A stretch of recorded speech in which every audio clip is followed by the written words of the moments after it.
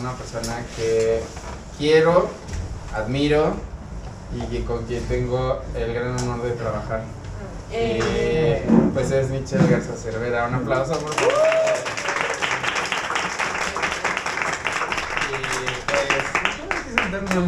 Y pues nada, pues ya saben, pues es una charla bien amena como siempre las que hemos tenido todo el tiempo. Y pues no sé, ¿alguien quiere saber algo? Pregunten. Yo sí quiero saber algo. Yo de los cortos que has hecho, el único que he visto es La rabia de Clara. Ajá. Y también brutal, o sea, me gustó muchísimo, me encantó. Pero justo siento que está chido como introducción antes de hablar toda la película y así, como de... Porque esta es tu ópera prima, ¿no? Sí, es mi ópera prima. Haber hecho el salto, porque hay como muchas cosas similares entre La rabia de Clara. Se trata de una niña que está como en un ambiente muy tóxico, ¿no? Familiar. No la dejan escapar, trata de escapar, o sea, no la dejan salir, trata de escapar. Pero bueno, ¿cómo fue dar el salto al mundo de los pues hice largos? como 4 cortos y un videoclip que considero un poco como un corto antes, o sea, como que sí tuve un proceso, yo creo que como desde el 2013 o 2000, o sea, como 10 años estuve haciendo cortos, más o menos. Y es chistoso porque empezó siendo mis cortos empezaron, el primer corto que yo considero que es mi primer corto se llama Isósceles y es muy como de verdad fue pura entraña de mi parte. Y creo que eso estuvo chido, o sea, me di la oportunidad de hacer un corto de horror loco, sin sentido, así como, está bastante desquiciado ese corto. Y luego como que cada vez fui entendiendo más como la narrativa y como todos los temas medio más de hueva, ¿no? Como de estructura y todo eso. Y creo que de hecho como que esa cosa inicial que tenía yo muy entrañable al inicio, como muy como de pura emoción y ajá, o sea, como literal era un vómito así de cosas locas en los primeros cortos. Como que la verdad honestamente yo en La rabia de Clara sentí que lo había perdido, como que me había ganado la estructura, me había ganado como una cosa como de cine de arte, como contenido, de no atreverme a cruzar las líneas como de los personajes, como que mantuve todo muy protegido y yo luego que terminé este corto que fue el penúltimo, que fue como mi tesis del CCC, dije no me puede volver a pasar, como que tengo que ser capaz de arriesgarme más, de romper como pues como lo dictado, ¿no? De cómo se supone que es la narrativa y fue que después hice otro corto en el que creo que me arriesgué un poco más y ya después pues era como que tenía yo mucha conciencia de que no debía de ganarme la academia, ni los como lo que se supone que debe ser una película de género, por ejemplo, como que yo dije, literal voy a abrazar como lo que yo quiero que sea Huesera y solo Huesera va a dictar las reglas, ¿no? O sea, como que traté de, obvio hay 1000 referencias y se platicaron de 1000 películas durante la creación, pero la verdad hubo un momento en el que creo que trabajamos tanto en la escritura y en la planeación y en el desarrollo, que la película empezó a tener su propia identidad y fue a esa identidad a la que empezamos a responder todo el equipo. Y por ejemplo, La rabia de Clara, que es una mujer que se supone que le da rabia, yo sentí que nunca le dio rabia realmente, ¿no? O sea, como que nunca había llegado a ese punto y creo que en Huesera sí logré llevar al personaje a ese otro lado, ¿no? Que eso es como de lo que también me siento muy orgullosa. Y pues me ayudaron los cortos. Y rápido, para terminar de los cortos, también me di cuenta que casi todos mis cortos tienen el mismo arco, o sea, como que a pesar de que el primero Isósceles era una cosa loca, el arco realmente tenía que ver con un personaje en una dinámica familiar opresiva y como que lo salvaje le ayudaba a abandonar o dejar ese sistema. Y casi todo lo que he hecho es lo mismo, o sea, como que he contado lo mismo cada vez, pero pues de diferente manera. Justo esa iba a ser como mi pregunta de seguimiento, como que La rabia de Clara era este ambiente tóxico familiar. Y aquí tienes, justo como es la familia de Valeria, que como que la tía la apoya y como que el papá y la mamá son medio buen pedo, pero la hermana es una hija de su madre. Y luego la familia de Raúl también como que dizque apoyadora la mamá, pero invasiva. Y está como esa toma cuando se quedan la mamá y ella solas y la mamá como que se mete a la toma así como, ¿qué pedo? Así. Entonces como que siento que es como un tema así, bueno, de las dos cosas que he visto me pareció como muy evidente eso, como esta cosa familiar que se supone que es un ambiente que te cuida y te protege, pero no siempre es así y resultan ser lugares de los cuales luego queremos como separarnos, salirnos, liberarnos y así, ¿no?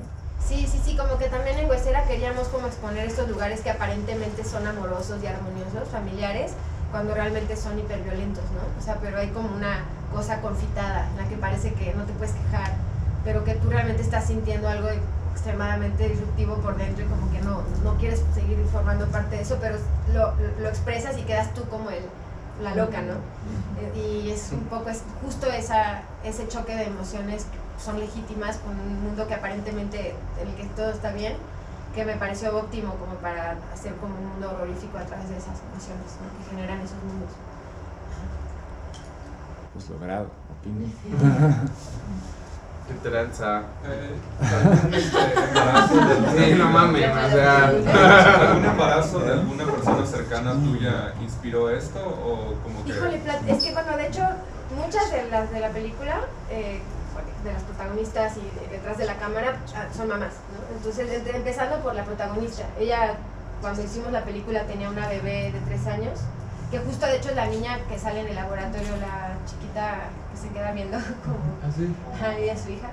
Y pues obviamente hubo mucho del equipo, ¿no? Y durante el proceso de escritura, que fueron casi 4 años, pues fueron muchísimas investigaciones, lecturas, textos, entrevistas, y obviamente pues una misma sale de un útero, ¿no?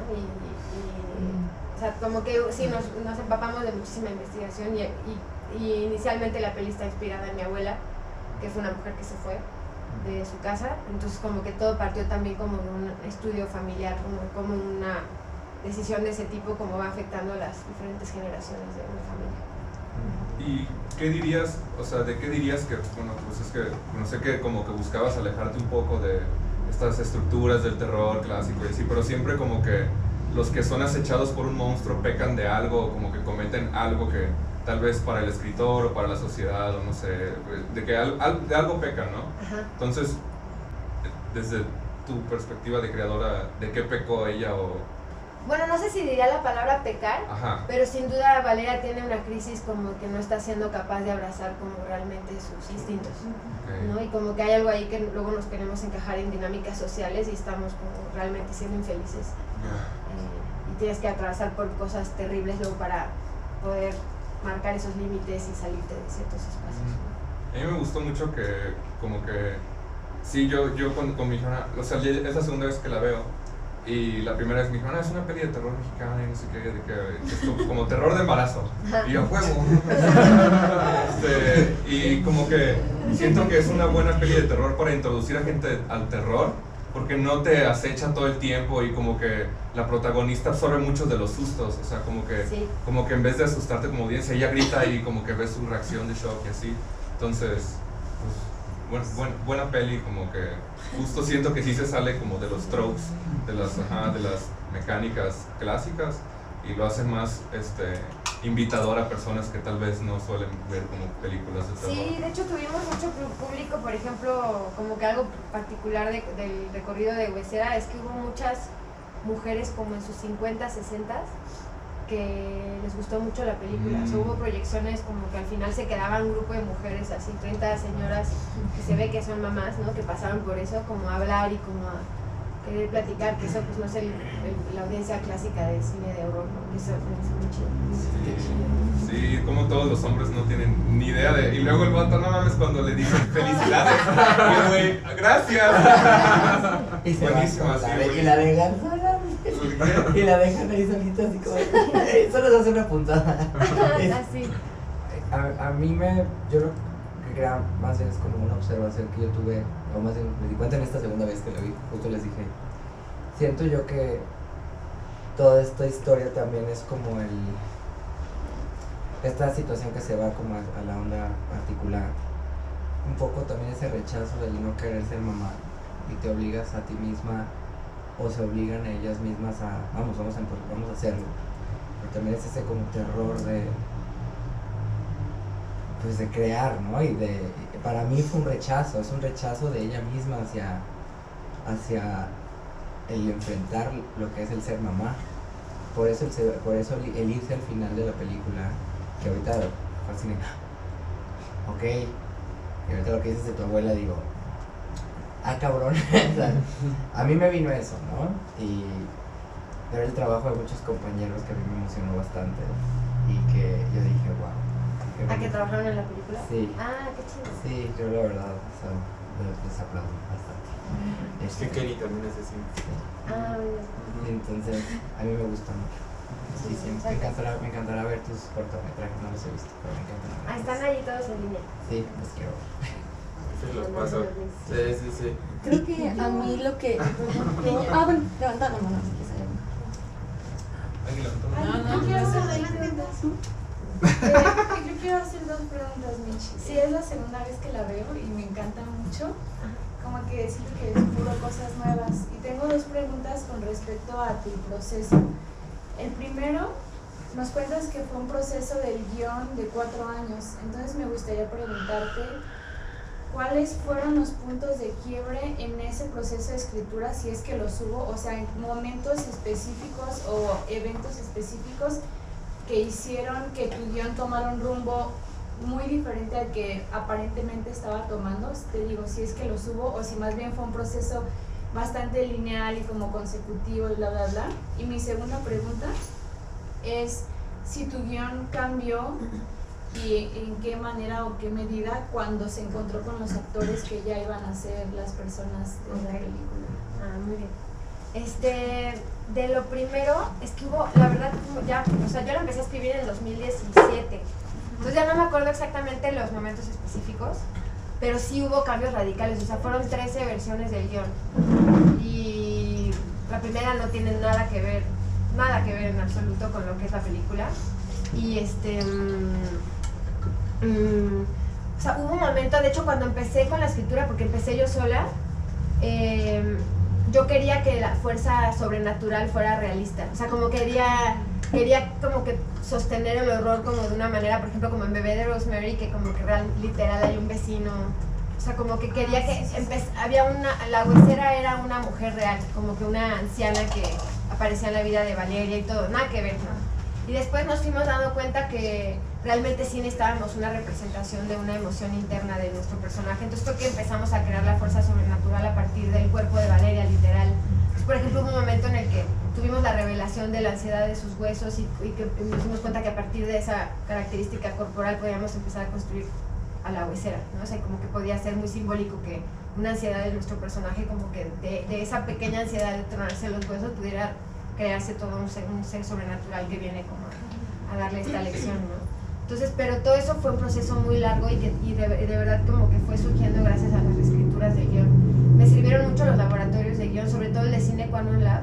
En ese laboratorio como que entendí que la fuerza sobrenatural tenía que tener un increchendo muy claro, ¿no? O sea, como que no podían ser cada aparición como del mismo grado, o sea, porque lo sucede en el cine de género, que si repites lo mismo varias veces, pues se pierde la fuerza fácilmente. Entonces como que empezamos a darnos cuenta que esta podría literal ser como la distancia, o sea, como que al principio de la huesera está en el otro edificio, luego está afuera de su departamento, luego está ya dentro del departamento, luego está abajo de su cama, y luego literal toma control de su cuerpo. Como que ese tipo de procesos como graduales, narrativos, también los fueron dándose gracias a las escrituras. Y con los actores, yo soy el tipo de directora que abro por completo el guión tanto al equipo detrás de, o sea, como hasta las cabezas de departamentos como a los actores. Entonces, de hecho, algunas de las actrices estuvieron en el proceso como 2 años antes, o sea, de filmar. Y nos hicimos amigas y hubo 1000 lecturas. De hecho, a casi todo el crew y al cast les hice ver muchas películas y teníamos cineclubs. Era la pandemia, entonces veíamos una película a la semana y la discutíamos. Todas películas que tuvieran que ver un poco con el tema. Horror, y como que también yo los quería sacar a los actores del estereotipo que podían tener, porque hay mucha gente que no ve mucho cine de horror, como que se espera algo del cine de género que es un poco cliché, o sea, que es como de las 10 películas famosas de horror, cuando para mí el horror es vasto y hay 1000 formas de hacer horror, y yo quería como enseñarles eso, ¿no? Que el horror no es solo no solo hay una manera de hacer horror, hay muchas. Entonces como que eso siento que me ayudó a sacarlos a ellos de las cajas estereotípicas del género. Y luego también como que se fueron adueñando de sus personajes. Entonces yo literal luego despertaba y tenía audios de 10 minutos de Marta Claudia Moreno, Mercedes Hernández, con ideas de sus personajes. Y hubo 1000 cosas, por ejemplo, que Octavia sea boxeadora, lo trajo Mayra Batalla. O sea, y todo por una lectura que hicimos, y un cómic del que le platiqué, como que ella se empezó a viajar y empezó a decir, ay, oye, ¿qué tal si Octavia en vez de tal cosa hace box? Y ahí me encantó. Y entonces eso lo fui metiendo a alguien, ¿no? O sea, como que hubo, la verdad, muchas cosas que surgieron gracias a las conversaciones con los actores. Y luego yo preparo todo, o sea, hago un shooting muy claro, todo está muy diseñado antes de, o sea, yo no improviso, yo sé dónde va la cámara, pues, o sea, como para cuando llego al set ya todo está planeado, ¿no? Pero yo sí dejo que los actores, busco un espacio en la filmación para que los actores jueguen en el espacio, y siento yo que cuando les das ese chance antes de poner la cámara, como que luego descubres cosas que ellos saben por sus personajes que tú no fuiste capaz de ver, entonces haces el ajuste en set como porque ellos te están ofreciendo algo mejor de lo que tú planeaste, ¿no? Entonces la verdad los actores, yo siento que, o sea, los directores que se cierran y solo les quieren decir siéntate aquí y como que no les dejan mover sus líneas, para mí es como, puta, ¿por qué te perderías la oportunidad de una cabeza brillante aquí con 1000 ideas y entregado a tu proyecto? ¿Por qué te cerrarías a escuchar sus ideas? Muchas vas a decir que no, pero muchas otras probablemente van a mejorar mucho el proyecto. Yo, así. Yo tengo 2 preguntas y un comentario. Justo, bueno, mi comentario es que justo a mí me gusta mucho como las películas de terror, pero no me gustan las que son como muy grotescas o como muy, no sé, paranormales en algún sentido. O sea, me gusta cuando mezclas la parte psicológica con lo paranormal. Y aquí me pareció como mucho eso en la parte de que ella no quería tener un bebé. O sea, como que cero quería ser mamá. Y eso es como algo muy real, entonces como que me gustó la combinación de esas cosas. Y bueno, una de mis preguntas ya la contestaste, que es si hay como alguna relación con tu vida y la narrativa de la película. Y la otra es que si en esta como larga investigación, ¿qué fue como la cosa que encontraste que más te llamó la atención, como que más dijiste wow con este dato? Oye, es que fueron tantas cosas, la verdad es que Huesera para mí fue más fuerte que estudiar cine, por ejemplo. O sea, como que hacer la película creo que yo era una persona al inicio y acabé siendo otra, la verdad. O sea, me transformó en muchos sentidos. Aprendí mucho es que en las escuelas de cine, me imagino que muchos de aquí hacen cine, entonces no sé, perdón si me estoy enfocando mucho en eso, pero las escuelas de cine como que te hablan de lo difícil que es la técnica y el proceso de escritura y como que todo lo que involucra como técnicamente hacer una película, pero nunca te hablan de que realmente lo más importante son las relaciones humanas, ¿no? O sea, vas a estar con un grupo de 50 personas o más y vas a tener una relación con cada uno de ellos y luego entre ellos va a haber 1000 conflictos y tú tienes que ser capaz de lidiar con todo eso para que todo así trabaje de una manera armoniosa y logres hacer lo que... O sea, es una cosa de manipulación y de empatía y de tensiones brutal, ¿no? Entonces como que encontrar ese punto de balance fue muy rudo para mí y al final estoy muy orgullosa y generé relaciones increíbles, pero sí sin duda fue un sacudón de que pues además de preparación y todo, pues tiene que haber muchas sí, como mucha empatía y escucha entre un grupo grande de humanos, ¿no? Y eso pues nunca es fácil. Entonces como que sí me sacudió mucho y aprendí eso y dije, puta, ¿por qué en las escuelas de cine luego no se habla de esto, ¿no? Que realmente va a haber 1000 egos, va a haber obviamente señores que llevan 40 años en la industria que te van a querer pendejear y decir cómo hacer las cosas, o sea, como, y a la vez que eres necesitas de ellos para ciertas cosas que tienes que aprender a lidiar con ellos. Es como esas cosas que dices, verga, eso nadie me lo enseñó, o sea, y en ese sentido profesionalmente me transformó mucho, pero también en lo personal creo que tal vez lo más grande es que yo empecé pensando que era de mi abuela, y era como un tema, pues sí, como muy íntimo, familiar, pero obviamente después te empiezas a ver muy reflejada, ¿no? Y muchos de los conflictos que atraviesa Valera, por supuesto que yo misma los he atravesado, pero yo soy muy de las que piensa que no puedes hacer autobiográficas tus obras porque te puedes perder y puedes como que en un punto todo se puede volver muy frágil y te puedes sentir ofendido por cualquier cosa. O sea, creo que es delicado cuando un director, o por lo menos a mí me ha pasado, quiere hacer algo extremadamente personal, porque creo que se necesita un poco de distancia para que tengas libertad de que otras personas lo hagan suyo y no sientas que se están metiendo literal contigo. Y después te vas dando cuenta que igual es también de ti, ¿no? O sea, no lo puedes evitar. Hola, a mí me encantó Huesera, sobre todo porque siento que fue, bueno, la vi en el cine sin contexto en lo absoluto y me impactó así, me hizo cuestionarme mucho la manera en la que me criaron, en la que crecí, en la que siento que viviendo y creciendo en un país con toda esta imaginación católica tan fuerte de rituales y magia y de realismo mágico en el que vivimos, en el que los fantasmas no existen pero sí existen, ¿en qué punto decidiste o por qué decidiste que justo este tema fuera tan ancla, tan central en la historia. Me pareció brillante, o sea, siento que es como la representación de la madre más importante de México, y porque yo como mujer, antes de querer ser otra cosa, ¿por qué no querría ser madre, no? Sí. Ay, qué buena pregunta. Mira, la verdad es que como que también yo además de que venía con este tema, porque digamos que como que el proceso, mi mamá murió en 2014, entonces empecé a tener muchas crisis al respecto de la maternidad. Como que me empezó a cuestionarme su figura separada de mí, como que empecé a pensar, puta, todos los lados que no vi de ella, porque solo la vi como mi mamá. Como todo eso empezó, y luego empecé a hacer las preguntas de mi abuela que nunca nadie me había contado, era el tabú en la casa. Entonces, todo ese tema tomó mucha fuerza para mí. Y por supuesto yo en mis 30s, o sea, como cuestionándome si quería tomar ese rumbo o no.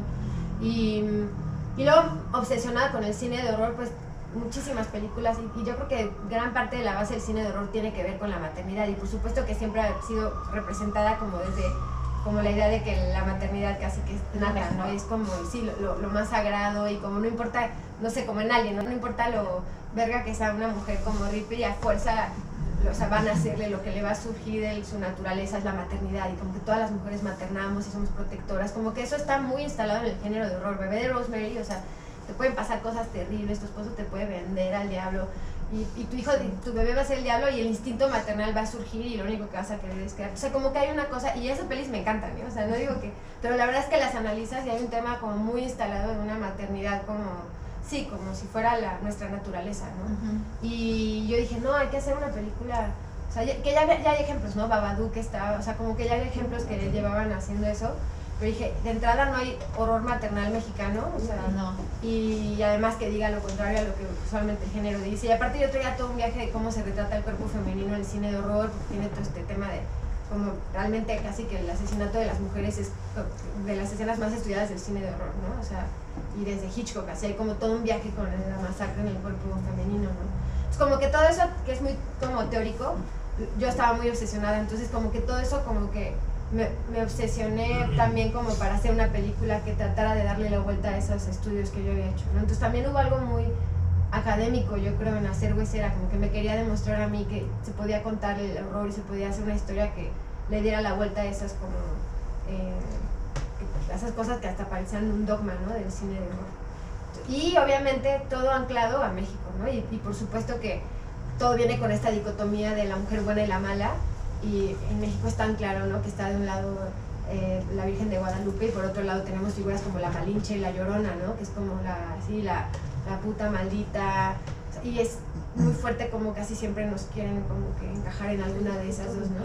Es como que quisimos como que hasta así envolver la película dentro de estas dos figuras, como empezar con la Virgen de Guadalupe, y al final había una cosa ahí con la Llorona que no tuvimos dinero para pagar, pero como que había una cosa que yo quería enmarcar, una paleta de muchas así maneras de ser mujer o no serlo, o sea, como que quería meter como una paleta amplia de mujeres dentro de estas dos como dicotomías como deshumanizantes, ¿no? De las que estamos ahí aplastadas muchas veces. Sí. Oye, Mitch, sería, colgándome un poco de esta pregunta, entonces, y también usando un poco como la de pecar, que sé que dijiste que no te gustaba como el término pecar y demás, pero sería muy erróneo pensar entonces que el error de Valeria fue intentar ser madre, o sea, fue intentar como pretender que sí quería, o sea, y eso fue lo que le abrió las puertas a la Huesera para que entrara a su vida. Es que como que, por supuesto que la película es de la maternidad, ¿no? Pero creo que como que, o sea, como cuando ideamos el concepto de la Huesera, creo que tiene que ver, además de lo específico de la maternidad, más bien como habitar vidas o dinámicas sociales porque es como que se supone que es el rumbo marcado, ¿no? Como que muchas veces lo hacemos por inercia y no nos estamos cuestionando si realmente es eso lo que queremos. O sea, como que realmente fue un poco, hasta decíamos, cada quien tiene su Huesera, o sea, todos, incluso del lado contrario, ¿no? Yo tenía amigos que como por ideología creen que, o sea, asumen que nunca van a querer la maternidad o la paternidad, y luego se dan cuenta que tal vez les había agradado, o sea, como que podría ser lo contrario también, ¿no? En el caso de Huesera, creo que más bien tiene que ver con que Valeria no había abrazado su instinto, ¿no? Como de querer habitar como tus espacios familiares. Yo la verdad creo que lo que a mí me parece más radical al respecto de la maternidad es que pueda haber otras formas de habitarla. Yo no creo que Valeria ya nunca vaya a tener relación con su hija. Más bien creo que también tendría que poder existir la posibilidad de que haya otras dinámicas maternales que no son la clásica como doméstica, ¿no? A la que estamos acostumbrados, ¿no? O sea, creo que podría habitar otro tipo de relaciones ahí, como que creo que ese es el siguiente paso, ese sería como así la continuación de Huesera, ¿no? De cómo encontrar dinámicas familiares que no sean las establecidas, ¿no? Fuerte. Yo siempre pensé, bueno, esta es la quinta vez que la veo. Y, porque sí, o sea, la vi una vez y luego la fui recomendando y a personas que yo consideraba como que era importante escuchar el discurso que yo, o sea, bueno, que yo capté de Huesera, ¿no? Que era como más hacia las personas neurodivergentes y que tienen todo este tema de trastornos mentales o depresión postparto, dismorfia corporal, todo esto. Entonces es como cómo se vive el avance que te marca la sociedad de tienes que estudiar, tienes que ser mamá, te tienes que casar siendo un neurodivergente, y que es por un lado el médico que te doy tu chochito de antidepresivo y ya, sigue con tu vida, no pasa nada, y el, no sé, como este ritualismo que tenemos mexicano de ve a hacerte una limpia porque estás cargada de mala energía, ¿no? Y que te limpien con un huevo y todo esto. Y sin embargo siento que a Valeria, dentro de ninguno de los dos lados, la comprendieron siendo que era una persona neurodivergente. O sea, todo era, bueno, yo lo que percibí fue la parte como este trastorno de ella luchando contra ella misma, con esa, o sea, el deseo de madre estaba, porque no lo podía, era innegable, ¿no? Pero su sexualidad también era innegable, que tenía muchísimo más placer al tener una pareja femenina que una, o sea, digo, se ve hasta cuando tienen los orgasmos, ¿no? Bueno, yo lo percibí así, ¿no? Entonces, siento que, bueno, en mi punto de vista, yo lo vi como ese viaje de un neurodivergente y cómo se libera de esta sociedad opresora en ese aspecto de, no puedes estar malita, o sea, ¿cómo no vas a querer a tu hijo? ¿Cómo? O sea, sí lo deseaba, pero ese rechazo, como que siento que yo lo vi muchísimo más y pensé que había sido como parte fundamental del discurso que tú tenías, como, o sea, esas como partes. Que no fue deliberado como lo estás diciendo, de hecho me parece muy interesante la lectura, pero sí, sin duda creo que estás tocando algo que también fue muy fundamental, que es como, que creo que hasta es difícil de explicar, pero creo que o sea, lo vemos en nosotros mismos, somos difíciles de definir, o sea, puedes querer una cosa, pero también en el fondo puedes no quererla, y creo que eso es parte de la experiencia humana, y por eso yo decía, no, al principio Valeria sí quiere a la bebé, ¿no? Pero la realidad es que como que el proceso que tiene interno le hace darse cuenta que no de esa manera, ¿no? O sea, como no en el rumbo de vida que está tomando, y creo que las dos cosas pueden ser ciertas para un personaje, o sea, como que esa ambivalencia creo que es en la que habitamos siempre, y luego en la narrativa pasa que es como todo blanco y negro, ¿no? Como que quieres o no, sí, o sea, como... Y por ejemplo la de, no sé si vieron la de Anatomía de una caída, que la verdad me gustó mucho, y creo que en gran parte habla de eso, que somos indefinibles, o sea, es difícil saber cuál es la verdad, ¿no? Y creo que, no sé, a mí me encanta que Valeria al final pueda abrazar como que el irse de ahí y encontrar como por lo menos otra forma de definirse. Y yo creo que justo el monstruo, bueno, el monstruo que ves que se suicida y todo, yo siento que ella permite el acercamiento, o sea, ella busca esa, o sea, como esa agresión hacia ella por cómo se siente ella. O sea, me encanta la parte de cuando la ves suicidarse, o sea, es interesante, pero cuando entra al departamento, tú dices, ya, o sea, aquí ya o sea, tú abriste la puerta, tú fuiste a buscarla, o sea, porque no solo abrió la puerta y ya, sino como que quiere verla, quiere buscarla, y entonces como que permite ese acercamiento. Entonces me gusta mucho esa escena al final, como de varios cuerpos, o sea, abrazándola y reventándola, porque pues era lo que necesitaba, ¿no? Como que... Sí. Y al final es una, o sea, la suelta la manta porque está soltando como eso, o... Sí, como el sueño de maternidad, como ideal, de ¿no? ya, es lo también que... es como que, no sé si se dieron cuenta, pero pues es el color de la manta de la Virgen de Guadalupe. Hay como todo un tema de la, que no es en específico la Virgen de Guadalupe, pero sí en el sentido de la idealización de una maternidad o de un rumbo de vida que parece ideal y perfecto, que es como inhumano, ¿no? No hay forma de... Pero me gusta lo que dices, porque realmente para mí era como, no sé si seguro a todos les ha pasado, que estás literal la noche algo no te deja dormir, hay algo que hay alguna relación o alguna dinámica que estás habitando en la que realmente no te sientes bien, y hay un pánico y una ansiedad adentro que si no la atiendes te quiebra, o sea, como que literal tienes que atenderlo, ¿no? A mí me pasa eso, entonces un poco era ese tipo de emociones las que estábamos tratando de representar con la Huesera, ¿no? Y por eso es que ella sí le abre la puerta, porque si no escuchas esto, pues te acaba haciendo pedazos, ¿no? Con el tema de la liberación, que me gustó la palabra, como pensaba me quedé mucho con lo que le dijo la tía de esto va a tener consecuencias. Mostró una cicatriz y todo. Ah, sí. Entonces me quedé, al final entendí que la liberación era que ella no quería ella tener a la niña, ¿no? Como que quería deshacerse un poco de la niña, pero era ese como la consecuencia. Es que me quedé pensando, me quedé con la idea de física, ¿no? De la herida, pero Sí. pues, o sea, lo que quiero saber si están relacionadas como la cicatriz de la tía. Claro, con la... sí, como que la tía, o sea, debemos entender ahí como que hay un backstory con la tía de que ella pasó por un proceso similar, ¿no? Como en un ritual, ¿no? En el cual sí su cuerpo estuvo como en riesgo. Que pues ahí nosotros estábamos jugando con el tema de las fracturas óseas, ¿no? Y como Yo pensé que iba a quedar sin pierna. ¿Te imaginas? Al final, Claro. Como supercampeones. Bye.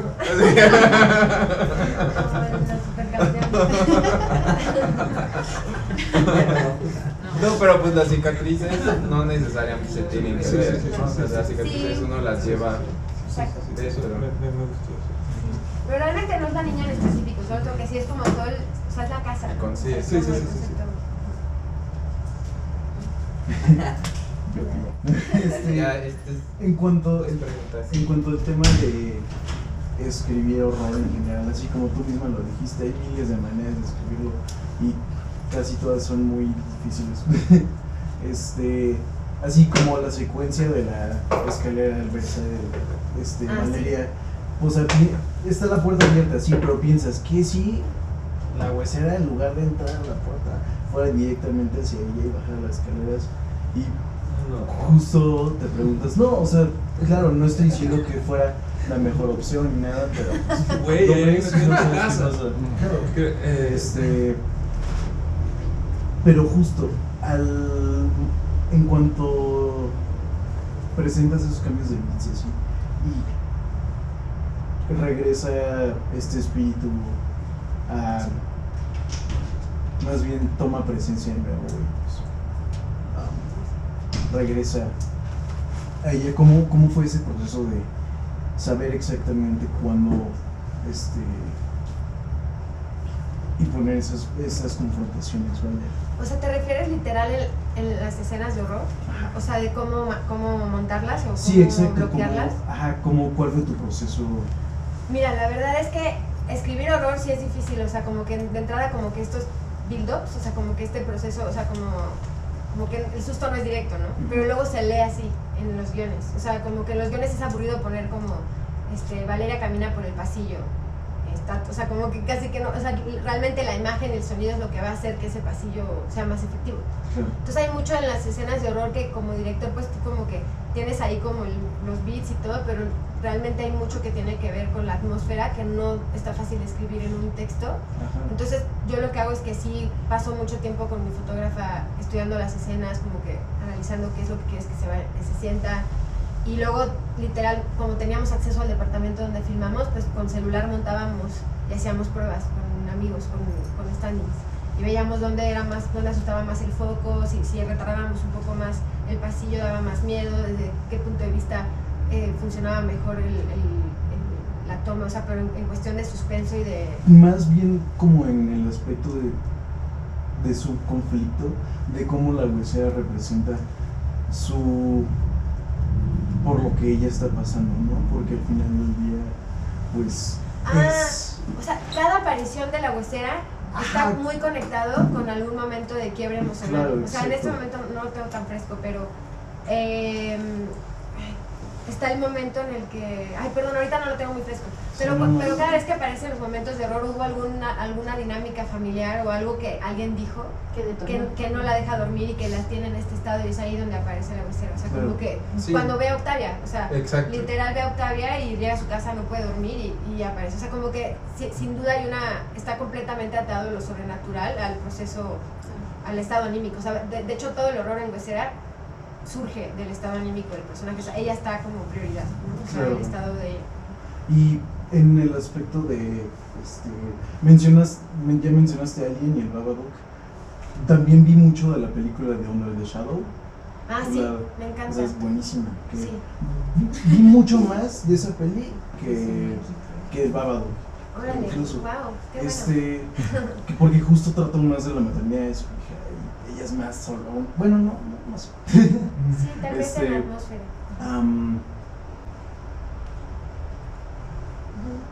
Incluso la huesera toma como una página de alguien, ¿no? Porque incluso su forma cambia, se vuelve más de un cuerpo, se vuelve primero una masa y ya más. Sí. Cuerpos individuales.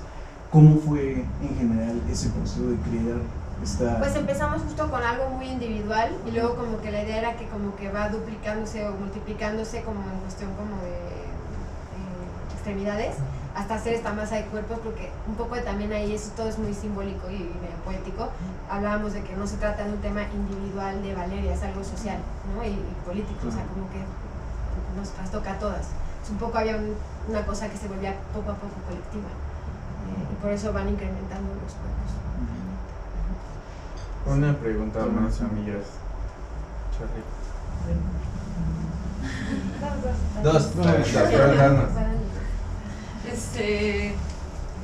Bueno, es que es como un pensamiento que tengo y que puedo aprovechar la oportunidad de imponerlo con la directora. Y es como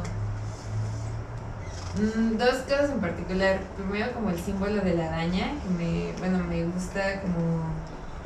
Porque la araña tiene algo que para mí la peli, que si bien va de la maternidad, creo que va de tener útero, o sea, como que va de ser mujer, de nacer mujer y de qué pasa en ese camino y qué cargas e implicaciones tiene tan fuertes que no te das cuenta de que terminas embarazada con un cabrón en una casa donde no quieres estar y hace una semana estabas muy feliz al respecto, ¿no?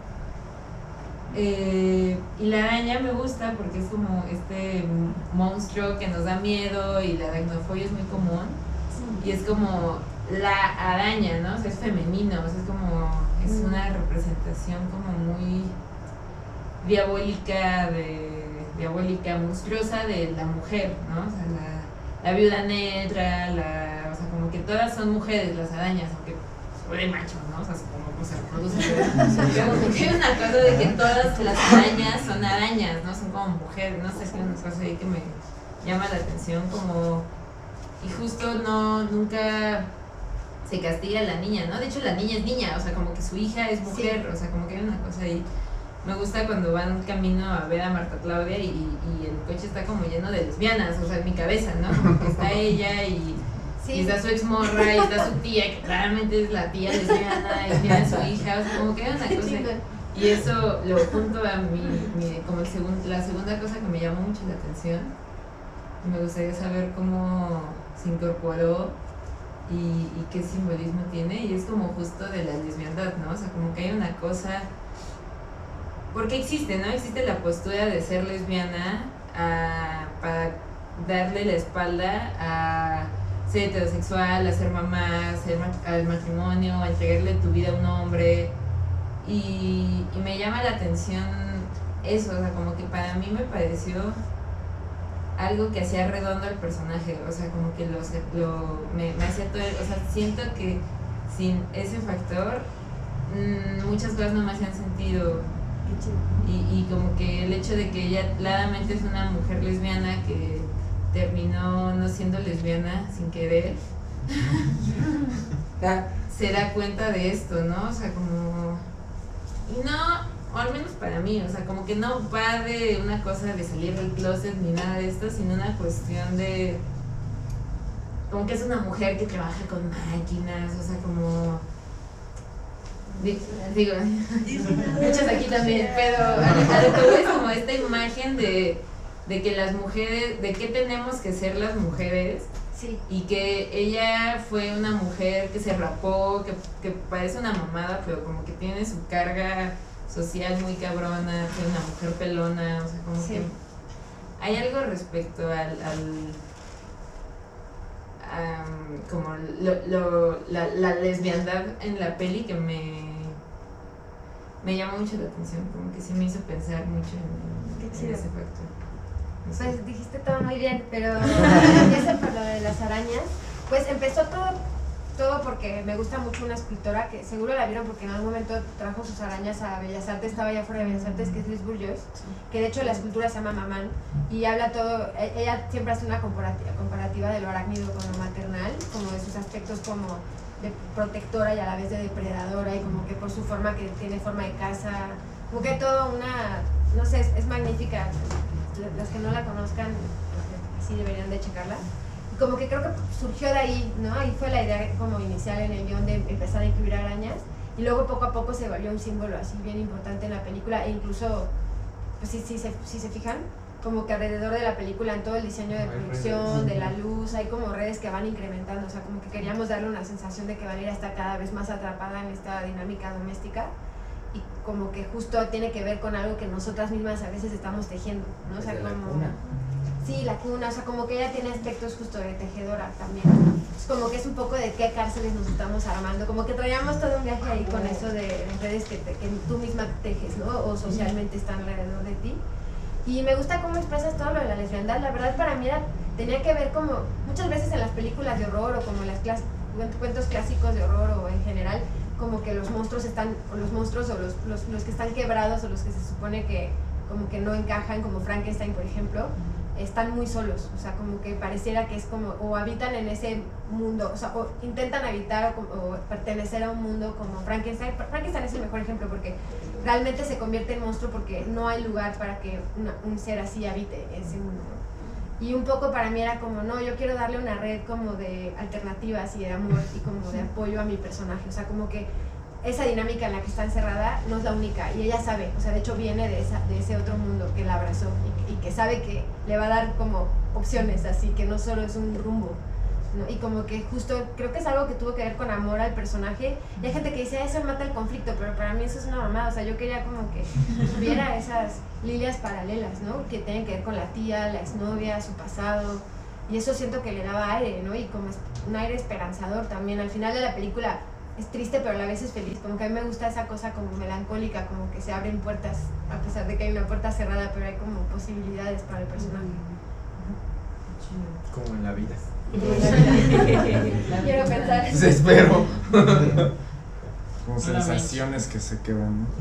Sí, no, yo nada más te quería preguntar como algo más técnico, pero técnico en cuanto a tu salud mental frente a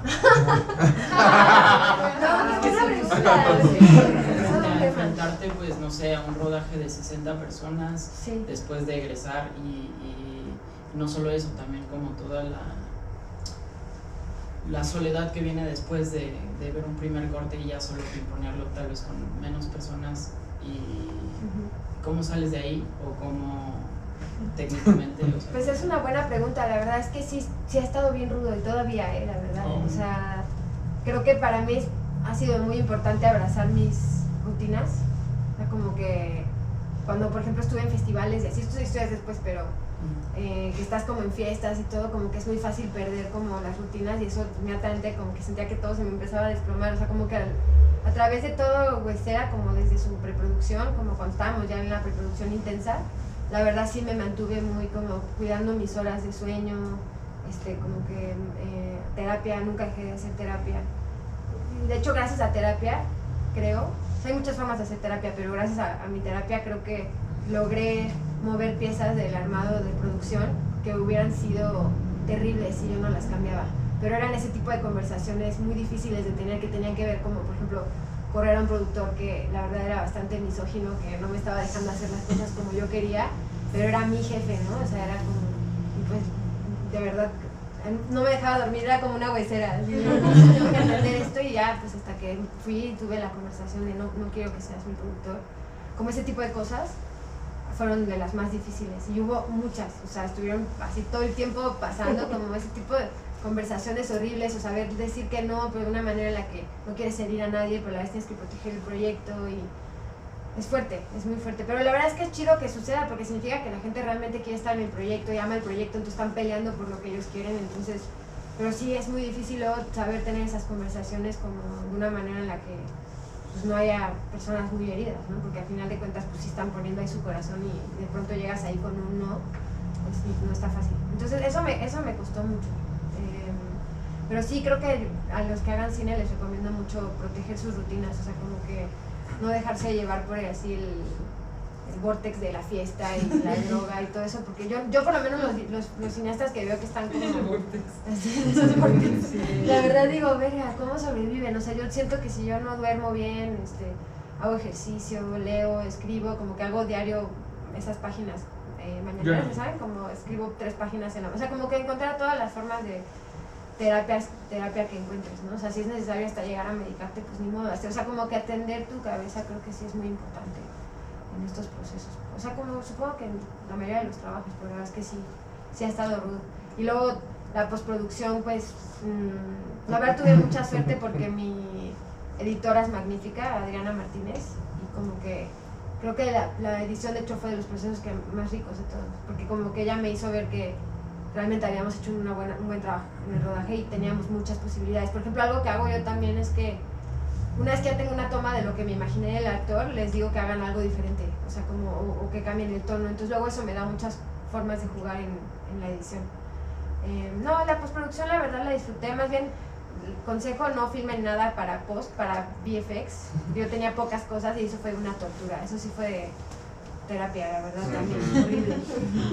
Cuesta mucho dinero, son muchas horas de meses de trabajo y te puede joder toda la película. Edgar estuvo en eso y tuvimos unas... Sí, estuvo muy fuerte. No VFX, no post. No, busquen evitarla así a toda costa. ¿El famoso la regla? Sí, eso es pura... No, es horrible. Sí. Una locura, verdaderamente. Sí. Oigan, pues denle un aplauso. Muchas gracias.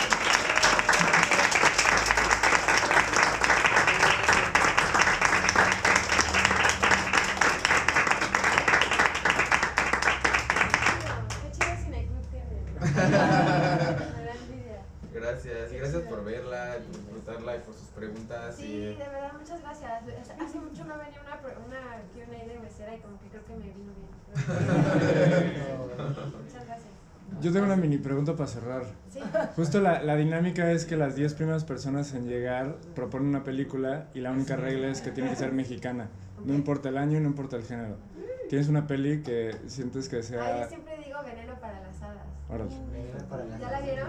Es la que fuimos a ver. No manches. Sí. Veneno para las hadas. Sí, la vimos. Fuimos a ver un Yo siento que es una... qué cool. Sí, yo siento que es como una película demasiado avanzada. O sea, no puedo creer que... me parece maravilloso. Sí, de tablada. votar. Súper, pues gracias. No, está bien.